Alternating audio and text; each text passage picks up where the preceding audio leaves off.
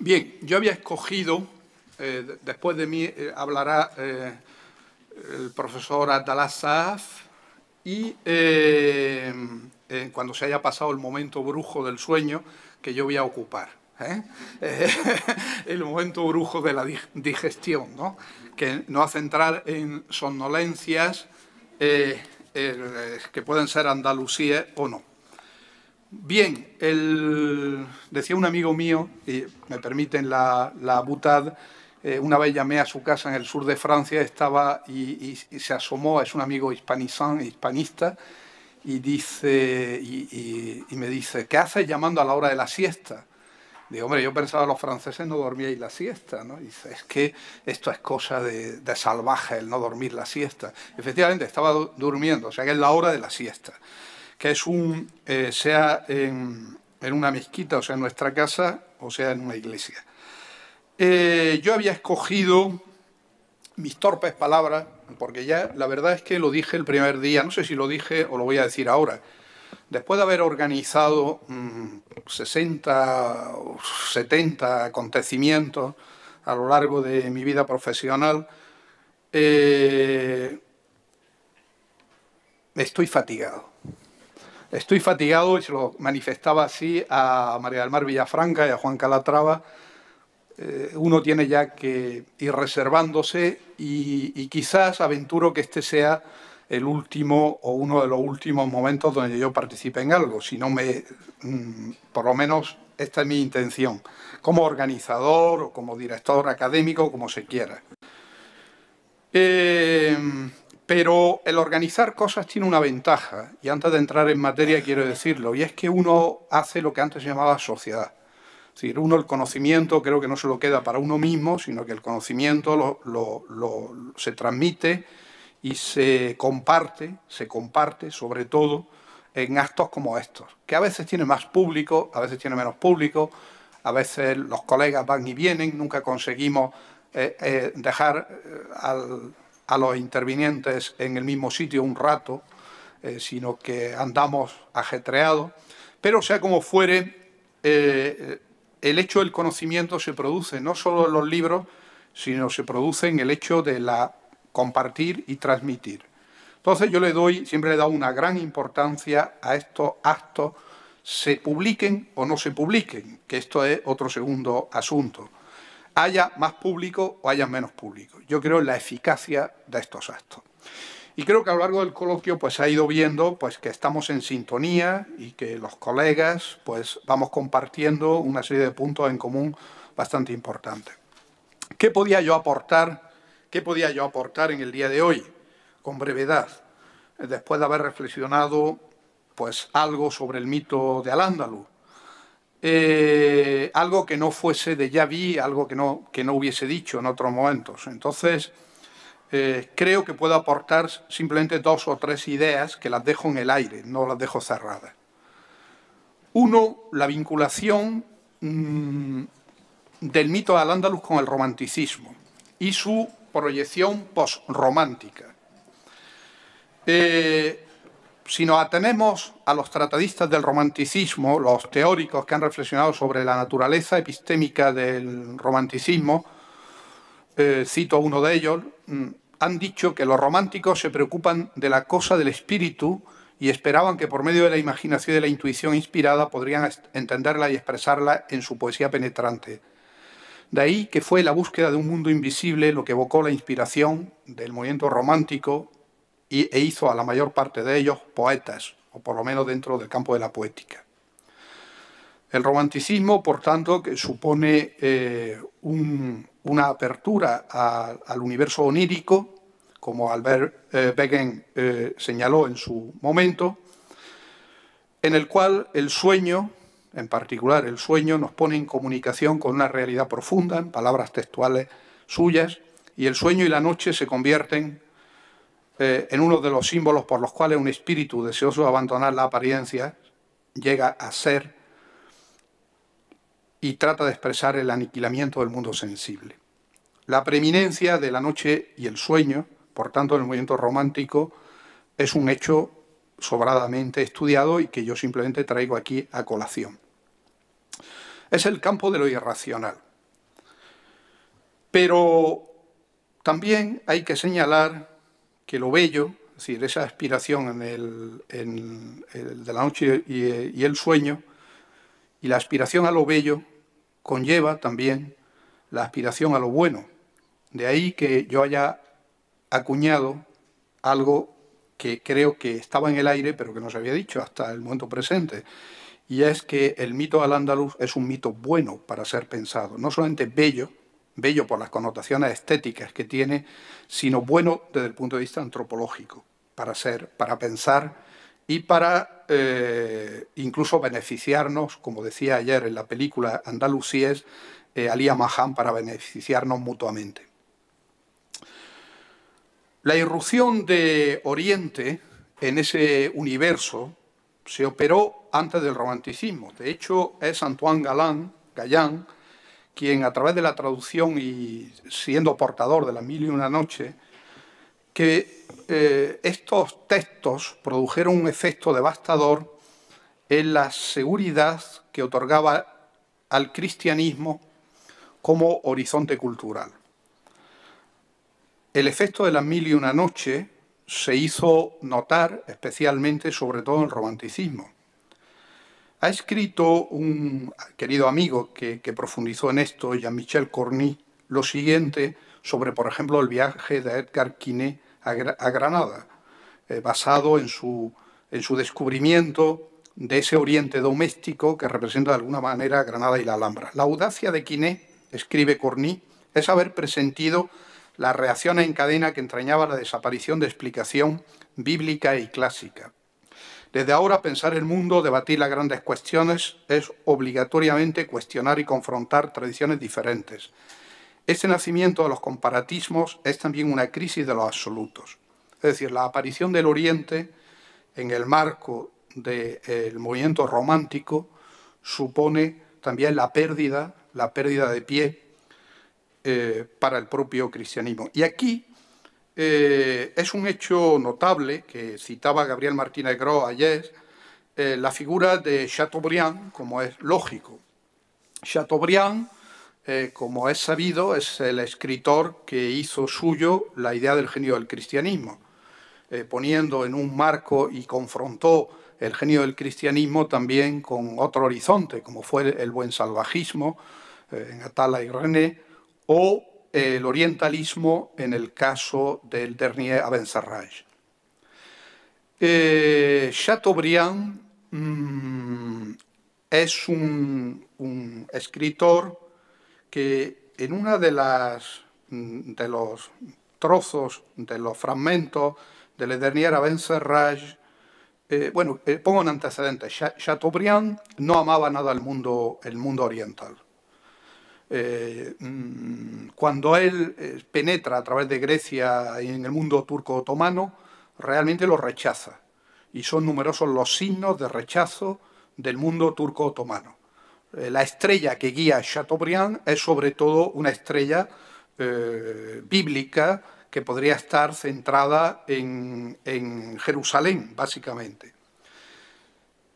Cuando viene a Granada, es un misterio insondable porque en su viaje, después de haber recorrido todo el Mediterráneo, no dice nada sobre la Alhambra. Y sin embargo, años después publica Le Dernier Abencerrage. Quizás alguna de las respuestas que pueda haber a esto, además de lo que son ya los datos arqueológicos sobre el por qué deja reposar este tiempo Le Dernier Abencerrage, resida en la superioridad que Chateaubriand le otorga al cristianismo. De hecho, hay una frase, Le Dernier Abencerrage, en la cual, ante el abencerraje, ante las pinturas de la Sala de los Reyes, en la Alhambra, dice lo siguiente.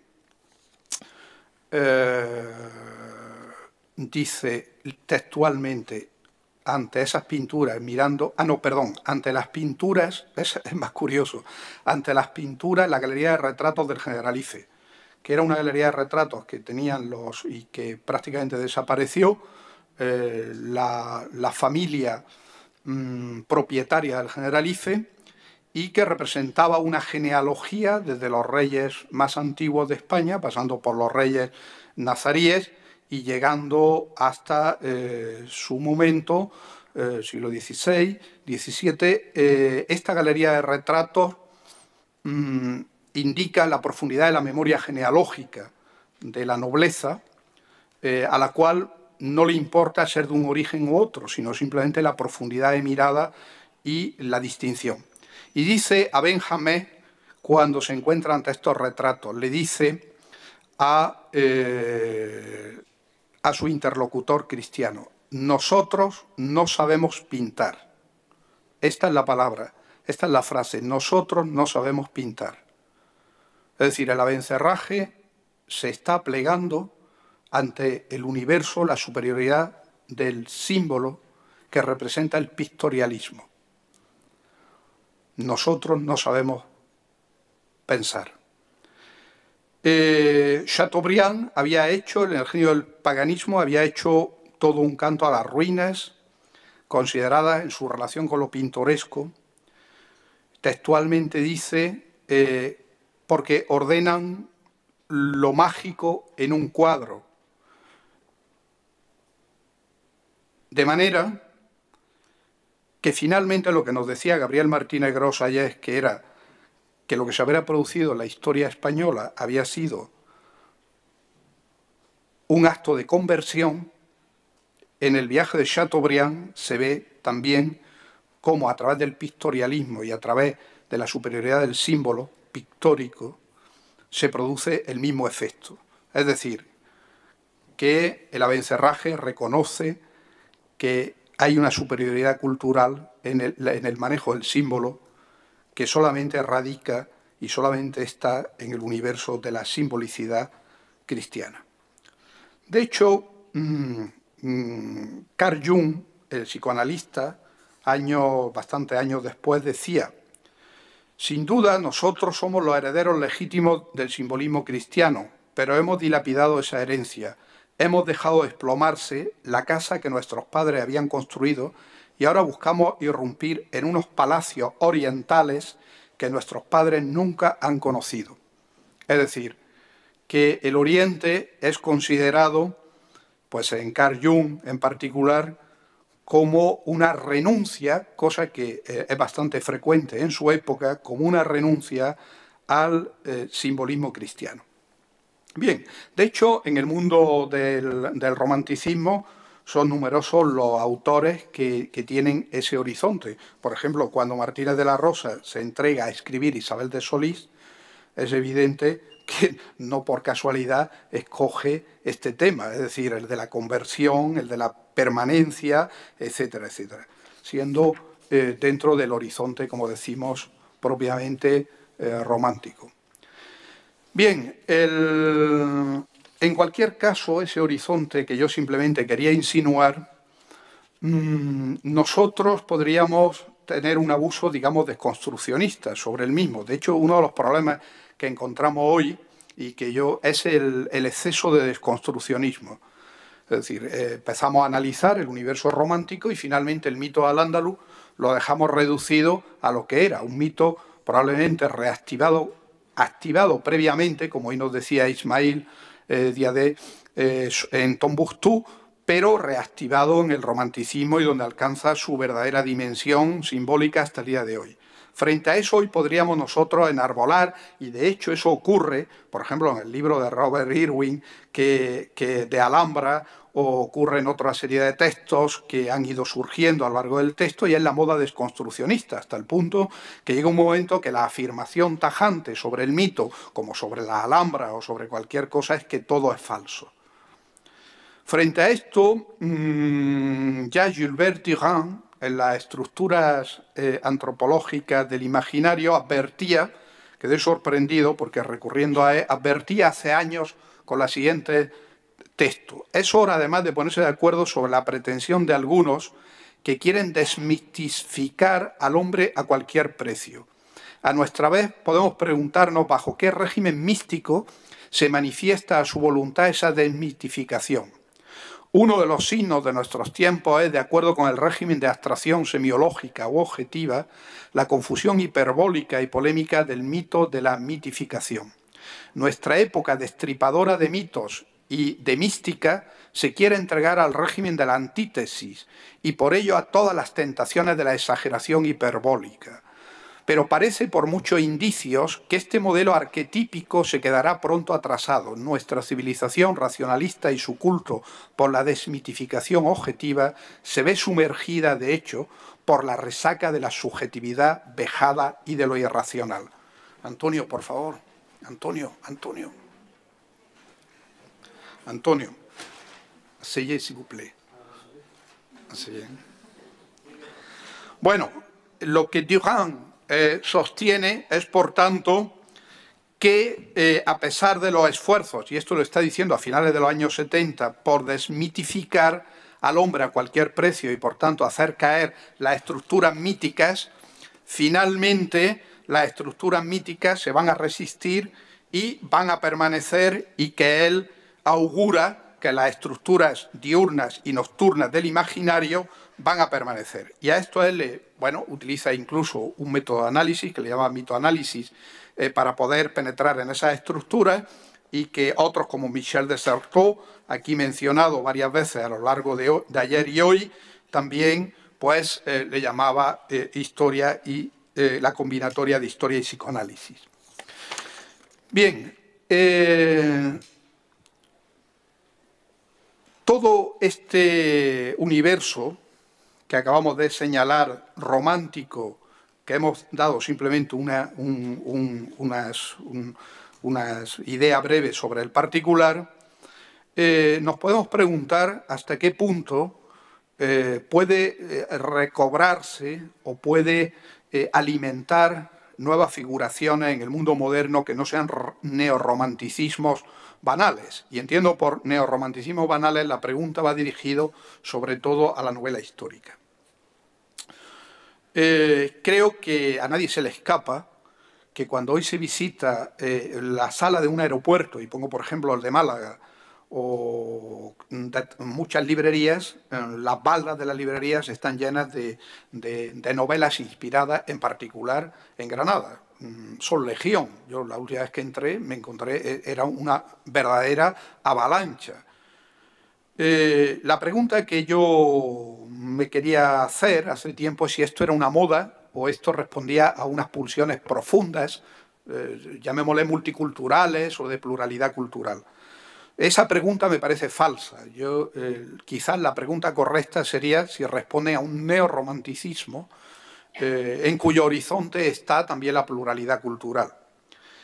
Y entonces, como a esa pregunta no me la puedo contestar porque no soy perito, lo he intentado, pero no soy perito todavía en esta cantidad de obras narrativas sobre Al-Ándalus, sí puedo decir que uno de los textos que a mí me parece, y curiosamente no traducido, y espero que la Alhambra, por ejemplo, y alguna editorial pudiese contribuir a su traducción, sí que constituye un hito de lo que podríamos llamar postromanticismo o post-postromanticismo, que nos ofrece claves interpretativas que no sean narrativas, sino poéticas o que reflejen el genius loci del lugar. Y me refiero, lógicamente, para los que son versados en esto, a Le Fou d'Elsa. Le Fou d'Elsa, que es el poema narración de Louis Aragon, el poeta surrealista, publicado en 1963, y que es un largo poema mezclado con prosa, poème à thèse se llama, poemas con tesis, de unas 450 páginas. En primer lugar, llama la atención que Louis Aragon, que fue surrealista, pero que en esos momentos había optado políticamente, hacía muchos años, frente a André Breton por el realismo socialista y por su apoyo al régimen soviético, la atención de que elija Granada como marco para el desplazamiento, para su poema narración.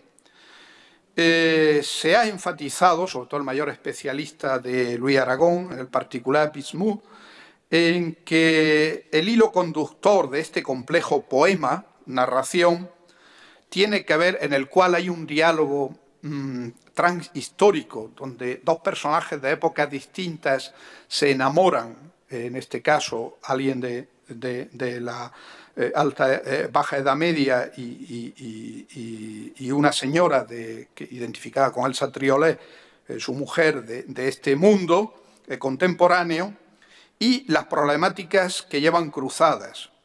Se ha hablado de que este poema, difícil de comprender, tiene una cierta opacidad con la elección tanto del modelo narrativo relacionado con la poesía, evidentemente, y con la narración en sí misma, con la exactitud del mismo, en el cual Luis Aragón recurre a la ayuda de arabistas como Louis Massignon.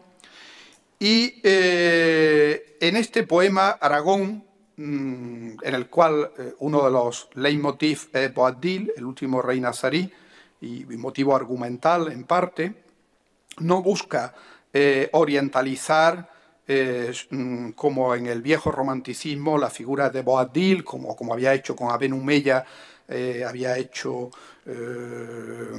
Martínez de la Rosa. Él imagina un Boabdil en proa hacia su desfondamiento. Dice Bismuth, él se sabe que se ha parado ante el abismo y por tanto durante 10 años ha intentado no caer hacia abajo. Hay un momento de cierto existencialismo se refleja en el poema. Y bueno, esto se ha relacionado con los acontecimientos contemporáneos.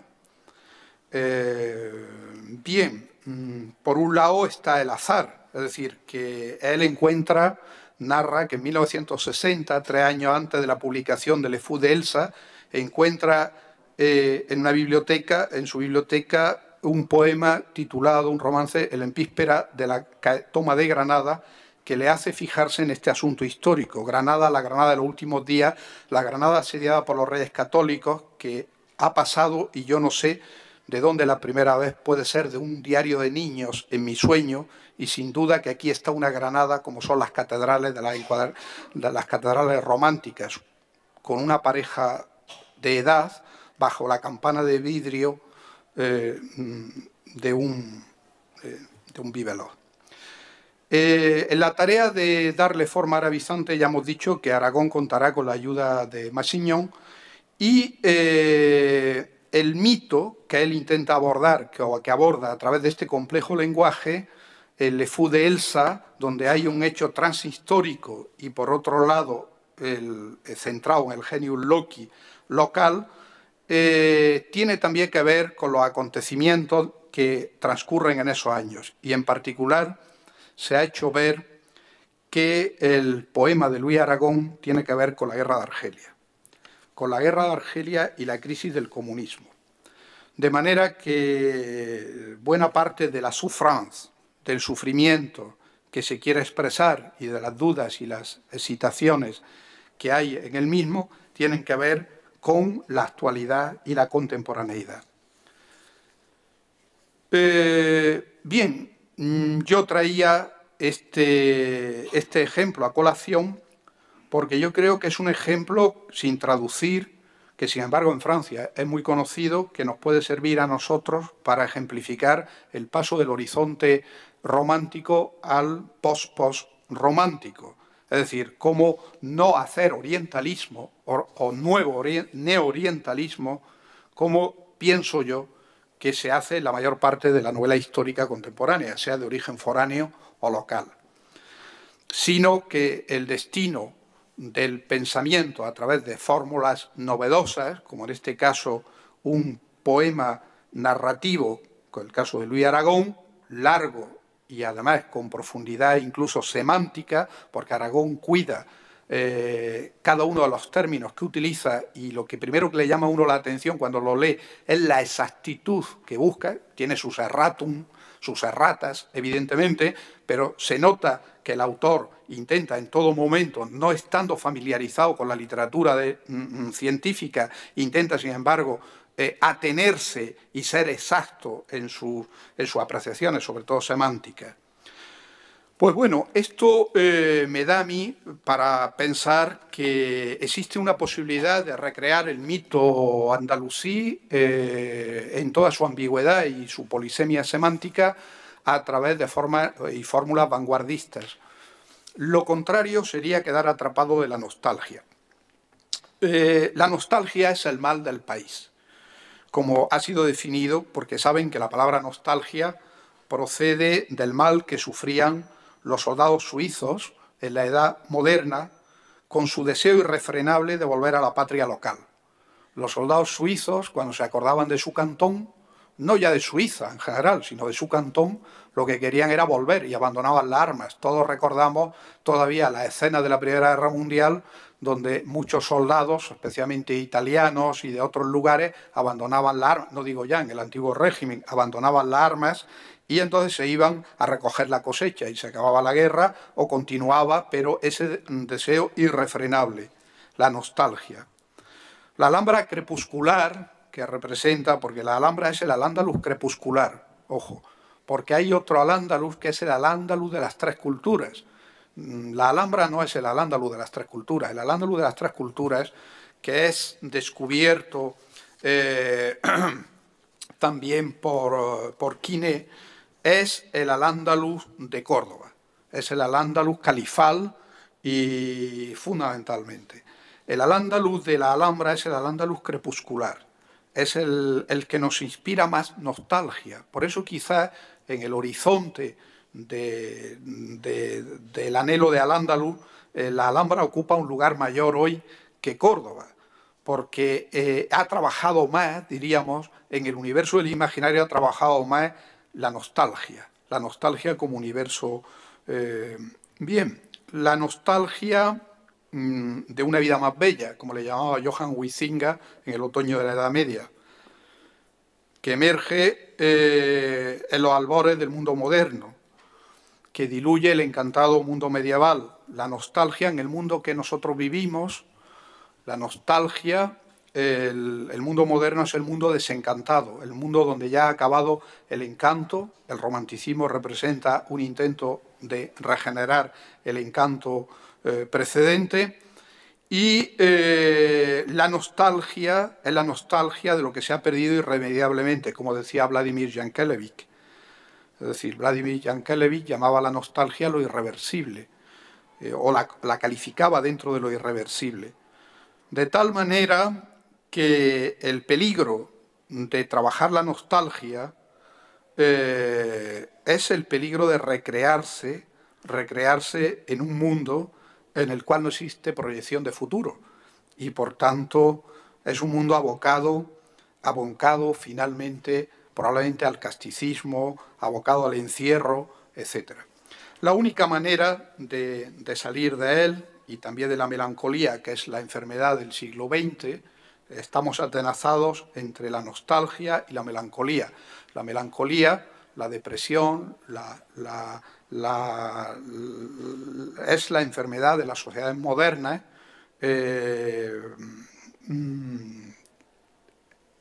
emparedados entre la nostalgia y la melancolía. La única manera es recrear y reinventar, reencantar el mundo cotidiano. Y para reencantar el mundo cotidiano, que es lo que nos piden los poetas, reencantar el mundo cotidiano, yo creo que el mito Al-Ándalus es un mito apto para ser pensado. Yo, dicho esto, que es el núcleo, digamos, epistémico de lo que yo quería transmitirlo y que podría ser ilustrado con muchos elementos, tenía una segunda parte, pero que no la voy a expresar aquí, y es que el mito Al-Ándalus no es solamente una construcción imaginaria. Siguiendo con la hipótesis de esta mañana que lanzaba Sandra Rojo, existe el mito vivo de Al-Ándalus. Y ahí está Tombuctú, ahí están los fascis, ahí están portadores del mito no solamente imaginario, sino del mito vivo de Al-Ándalus. Y ese mito vivo de Al-Ándalus no es ideal y encantador solamente, está plagado, como todo mito, de numerosas contradicciones. ni los poetas son desinteresados, ni las músicas son gratuitas, ni tampoco las fiestas son solamente para el deleite. Existe también negocio, existe también, debajo del mito existen tratos de diferente naturaleza, y a fuerza de ser realistas, hay que decir que el contrapunto del mito es la realidad, y la realidad es conflictual. No podemos negar que la realidad, incluso los portadores del mito, están sometidos a los mismos alias que cualquier otro ser humano. De tal manera que los fascis, que son encantadores por las noches, comentaba Gómez Carrillo, pero comentaban otros muchos autores como Pierre Loti, que son encantadores, que embrujan, que invitan a veladas en la época y ahora, como ha expresado esta mañana Sandra Rojo, reservadas. Sin embargo, en su trasfondo siempre tienen la vigilancia sobre su propio negocio, sobre los conflictos en ciernes, sobre bueno, el mundo violento que también ayer Sofía Macariu nos expresaba, por ejemplo, con la vasija esta en marfil del Louvre, que ejemplificaba también esa duplicidad de mundos entre lo ideal y lo mítico y lo conflictivo. Dicho eso, pues reafirmarme en que, bueno, el mito, como decíamos, la herencia andaluza, el mito bueno de Al-Ándalus, no goza de buena salud solo hacia atrás, sino quiero afirmar, sino que es un instrumento, ya lo manifesté en el año 2002 en Lo Moro, es un instrumento de acción político-cultural fundamental, y que su gestión, la gestión del mito, y saberlo llevar a buen término, nos permitirá construir un nuevo paradigma por unos tiempos, gestionar ese paradigma, sustituir el paradigma del multiculturalismo, que es un paradigma neorracista, en el fondo, de enclaustramiento de comunidades, por un paradigma de pluralidad cultural, y sobre todo permitirnos reflexionar en clave de futuro, sin abandonar el genius loci, local, y en este sentido creo que la Alhambra crepuscular, donde nos encontramos, pasada por la modernidad y por la posmodernidad, es un lugar fundamental para gestionar esa nueva dimensión del paradigma al-Ándalus. El paradigma al-Ándalus, que no soy yo el que le ha dado carta de nacimiento, pero que ya desde hace 10 años se viene hablando del mismo como una posibilidad para la gestión de la política y la cultura mediterráneas. Y probablemente también un referente a escala mundial de una manera distinta de hacer las cosas y de convivialidad.